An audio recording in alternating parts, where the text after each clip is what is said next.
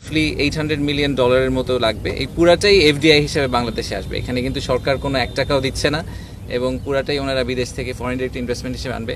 আমার যেটা primary mandate সেটা হচ্ছে ইনভেস্টমেন্ট, আপনারা যেটা জানেন, আর হচ্ছে জব ক্রিয়েশন বাংলাদেশের জন্য। তো আমি ইনফ্যাক্ট এই এপিএম এর যে ওদের যে হেডকোয়ার্টার নেদারল্যান্ডসে, ওখানে গিয়েছিলাম গত মাসে। তো এবং ওনাদের পোর্টের যে ওনারা তো বিভিন্ন দেশে পোর্ট অপারেট করেন, আপনারা জানেন যে ওনারা ওয়ার্ল্ডের সবচেয়ে one of the biggest port operators. তো ওনাদের যেই সিইও, তার নিচে চিফ ইনভেস্টমেন্ট অফিসার বলে একজন আছে, উনি আমার চাকরিটা আর কি ধরেন ওনার ওই কোম্পানির হয়ে করেন।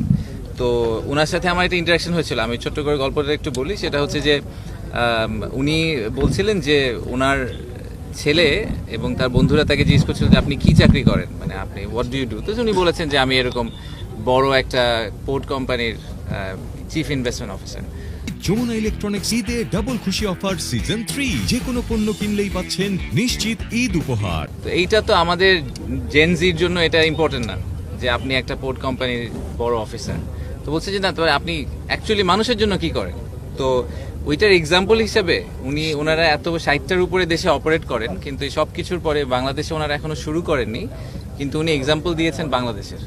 উনি এক্সাম্পলটা দিয়েছেন যে যখন আমরা বাংলাদেশে একটা পোর্ট করার চেষ্টা করছি, সেই পোর্টটা যখন আমি করতে পারবো, যখন আমরা এটা করব, তখন আমরা শুধুমাত্র এটা জাস্ট নট আ পোর্ট, এটা বাংলাদেশের মানুষের হাজার হাজার মানুষের কর্মসংস্থান, তাদের টোটাল ইকোনমির যে ডেভেলপমেন্ট, এই পুরোটাতে একটা এক্সেপশনাল ভূমিকা রাখবে। সো হয়তো ভবিষ্যতে জেনারেশনের পর জেনারেশন এই পোর্টের কারণে নতুনভাবে চাকরি পাবে, তাদের বাচ্চারা এডুকেশনে যাবে। So this is one journey, যেই জার্নির ভিতর আমরা যারা পার্ট হতে পাওয়ার সুযোগ পাচ্ছি, আমরা we are becoming part of history. So আমাদের একটা হিস্ট্রি তৈরি করার সুযোগ আছে। আমরা সব সময় বলি যে বাংলাদেশের কিন্তু প্রায় 50% পপুলেশন হচ্ছে গিয়ে 25 বছরের নিচে বয়স, তাই না?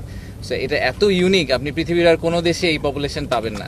তো তাদের ভবিষ্যৎ যে ভালো হবে, সেটাকে এনশিওর করার কিন্তু একমাত্র উপায় হচ্ছে আমাদের দেশকে একটা ম্যানুফ্যাকচারিং হাব করা, এবং সেটার জন্য port capacity is very important.